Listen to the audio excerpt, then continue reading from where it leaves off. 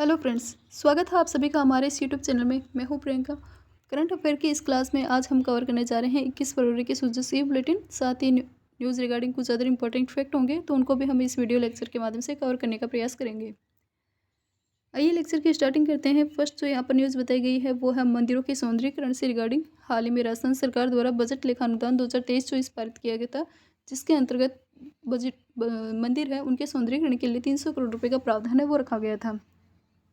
इनमें से मुख्य मंदिर देखें तो वो है गोविंद देव जी का मंदिर जो जयपुर में स्थित है, गोविंद देव जी का मंदिर। वहीं पूंछरी का लोठा मंदिर जो भरतपुर में स्थित है, तेजाजी मंदिर जो नागौर में स्थित है। इन मंदिरों के जीर्णोद्धार का कार्य है वो किया जाएगा।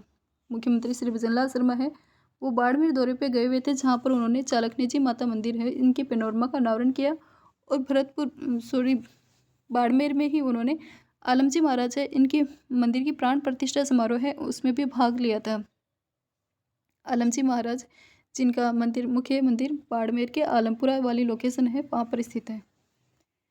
तो मुख्यमंत्री श्री भजनलाल शर्मा है उन्होंने बताया कि मंदिर भारतीय संस्कृति और सभ्यता को बढ़ावा देने वाले आस्था के केंद्र है। मंदिरों से सांस्कृतिक मूल्यों का निर्माण होता है, इसलिए राजस्थान सरकार है वो भी मंदिरों के से जुड़ी हुई सांस्कृतिक धरोहर है इसके संरक्षण और उसके पुनर्द्वार के लिए महती प्रयास है वो कर रही है। अयोध्या में भगवान श्री राम की प्राण प्रतिष्ठा जो 22 जनवरी 2024 को की गई थी, वहीं काशी विश्वनाथ कॉरिडोर, उज्जैन में महाकाल लोक, यमुनोत्री, गंगोत्री, बद्रीनाथ और केदारनाथ को जोड़ने वाली सड़कों के निर्माण जैसे विकास कार्य है वो देश के सांस्कृतिक स्थलों को पहचान दिलाने के लिए प्रधानमंत्री श्री नरेंद्र मोदी उनकी प्रतिबद्धता को दर्शाते हैं। साथ ही यहाँ पर बताया गया है आलमजी महाराज के रिगार्डिंग। आलमजी महाराज जिनका मंदिर बाड़मेर के गुट्ठा मलानी में आलपुरा वाला लोकेशन है यहाँ पर स्थित है। ये बाड़मेर में जो भी किसान होते हैं वो फसल कटाई के बाद में सबसे पहले आलमजी महाराज के नाम से माणा भर के निकालते हैं, यानी अनाज है वो सबसे पहले आलमजी महाराज के लिए अलग से निकाला जाता है, जिससे कि आलमजी महाराज का जो भी आशीर्वाद है वो उन किसानों पर बना रहे। पशुपालन और खेती दोनों ही बाड़मेर की रीढ़ की हड्डी है। तो पशुपालन और खेती दोनों ही बाड़मेर के लिए काफ़ी इम्पोर्टेंट हो जाते हैं। नेक्स्ट जो यहाँ पर न्यूज़ बताई गई है वो है चालकना गांव से रिगार्डिंग। हाल ही में मुख्यमंत्री श्री भजनलाल शर्मा जब बाड़मेर गए हुए थे तो उन्होंने चालकना गांव में 2.5 करोड़ रुपए की लागत से रात्रि विश्राम गृह निर्माण की घोषणा है वो की है। तो चालकना गांव में 2.5 करोड़ रुपए हैं इनकी लागत से विश्राम गृह बनेगा। इसी के साथ चालकना में चालकनेजी माता मंदिर है, इनके जो भी मंदिर है इसके पेनोरमा का अनावरण है वो भी हाल ही में किया गया है। राज्य सरकार है वो सीमावर्ती क्षेत्र के विकास के लिए कृत संकल्पित है।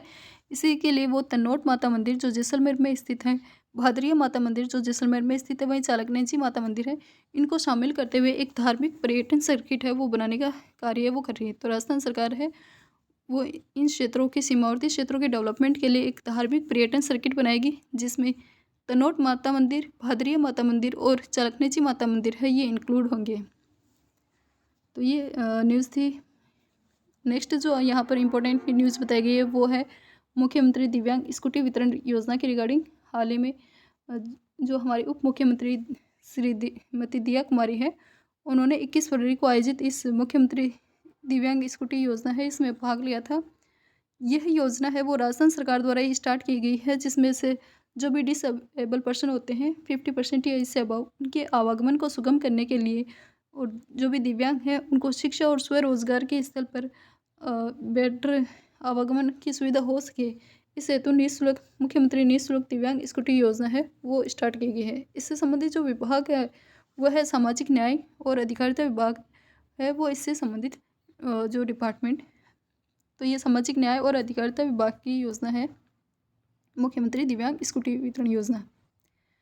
नेक्स्ट जो यहाँ पर बताई गई है न्यूज़ है वो है मुख्यमंत्री ने आलमजी महाराज और चालकनेजी माता के दर्शन भी किए हैं। तो ये आलमजी महाराज और चालकनेजी माता है मंदिर है ये बाड़मेर में ही स्थित है। इसी के साथ जो नेक्स्ट यहाँ पर न्यूज़ बताई गई है वो है दवाओं से रिलेटेड। दवाओं की खरीद और आपूर्ति का प्रबंध और उनको और अधिक सुदृढ़ करने का प्रयास है वो किए जा रहे हैं। राजस्थान मेडिकल सर्विस कॉरपोरेशन है उसके द्वारा प्रदेशवासियों को सुगमतापूर्वक बेहतरीन स्वास्थ्य सेवाएं उपलब्ध करवाने के लिए राज्य सरकार की प्राथमिकता है वो यहाँ पर बताई गई है कि जिसके लिए हाल ही में राजस्थान सर्विस मेडिकल कॉरपोरेशन इसकी प्रबंध निदेशक श्रीमती नेहा गिरी ने इस संबंध में बताया है। मुख्यमंत्री निःशुल्क दवा योजना है, इसके तहत प्रत्येक रोगी है उसको उसकी आवश्यकता अनुसार दवाएं हैं वो प्रोवाइड करवाई जाएगी। तो यहाँ पर मुख्यमंत्री दवा योजना के रिगार्डिंग बताए, तो इस योजना के संबंध में डिटेल जानकारी देखें तो ये योजना है वो राजस्थान में 2 अक्टूबर 2011 को स्टार्ट की गई थी। मुख्यमंत्री दवा योजना 2 अक्टूबर 2011 को स्टार्ट की गई थी, जिससे कि मैं राजकीय जो भी चिकित्सालय में आने वाले सभी इंडोर आउटडोर पेशेंट हैं उनको आवश्यक दवाएं हैं वो फ्री में प्रोवाइड करवाई जा सके। नेक्स्ट जो यहाँ पर इम्पोर्टेंट न्यूज़ बताई गई है वो है सोयल हेल्थ कार्ड के रिगार्डिंग और मरु महोत्सव के रिगार्डिंग। हाल ही में राजस्थान के जैसलमेर जिले में 4 दिवसीय मरु महोत्सव है, इसका भव्य शुभारंभ है वो हो गया है। ये मरु महोत्सव है वो काफ़ी बार एग्जाम में पूछा जाता है, तो ये मरु महोत्सव है, इसका आयोजन है वो जैसलमेर में किया जा रहा है, जिसमें विभिन्न सांस्कृतिक गतिविधियाँ और जो भी प्रतियोगिताएँ हैं उनका आयोजन किया जाएगा। ये 4 दिवसीय कार्यक्रम है जिसकी स्टार्टिंग है वो 21 फरवरी को पोखरण से स्टार्ट कर दिया गया था। 21 फरवरी को ये स्टार्ट हुआ था पोखरण से। वहीं इसका जो विधिवत शुभारंभ है वो होने जा रहा है 22 फरवरी को। 22 फरवरी को जैसलमेर के जो शहीद पूनम स्टेडियम है, इस शहीद पूनम सिंह स्टेडियम से इसकी विधिवत प्रारंभ है वो होने जा रहा है।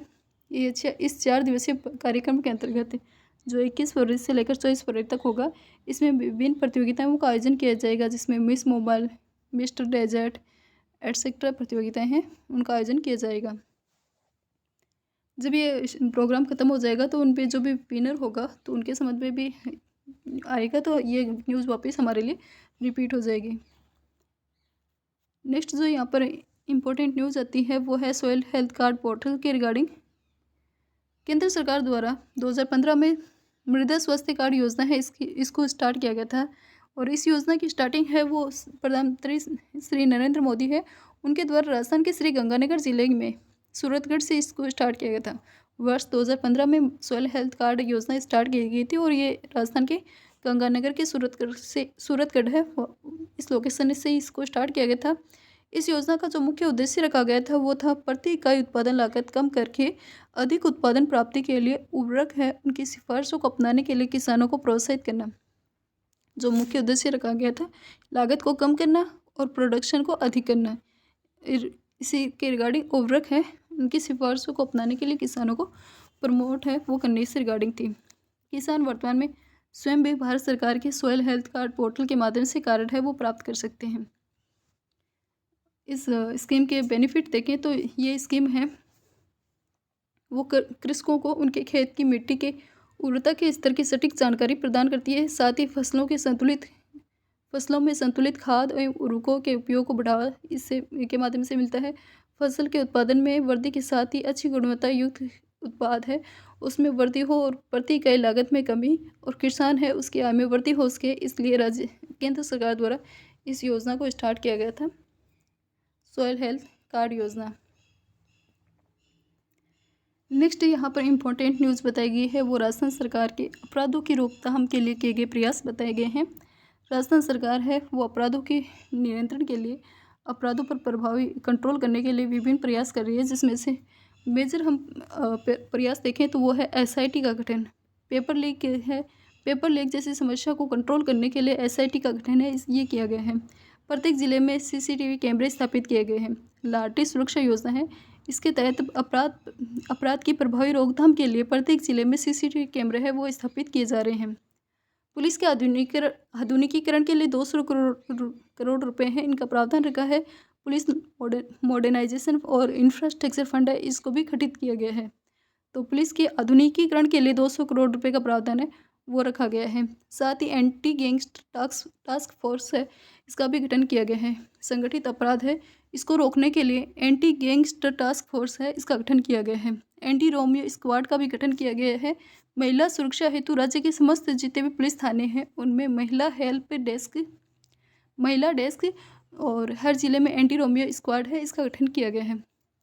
इसी के साथ 1046 हिस्ट्री सीटर और हार्ड कोर जो भी अपराधी हैं इनामी अपराधी उनके सहित टोटल 9994 अपराधी हैं इनको भी गिरफ्तार किया है। तो ये हमारे लिए कोई ज़्यादा डाटा इंपॉर्टेंट नहीं है। जो हमारे लिए जो इम्पोर्टेंट न्यूज़ है वो है SIT का गठन पेपर लीक को रोकने के लिए। लाडली सुरक्षा योजना, इसके तहत प्रत्येक जिले में CCTV कैमरे लगाए जा रहे हैं।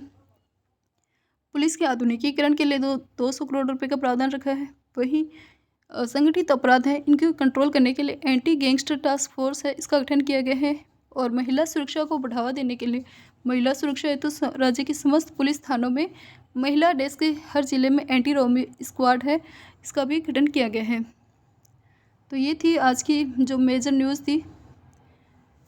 इसी के साथ आज की वीडियो है वो यहीं पे समाप्त होती है। नेक्स्ट वीडियो में हम फिर मिलेंगे, तब तक के लिए बाय, थैंक यू। और वीडियो अगर आपको पसंद आती है तो प्लीज़ लाइक शेयर कमेंट ज़रूर करें। Thank you.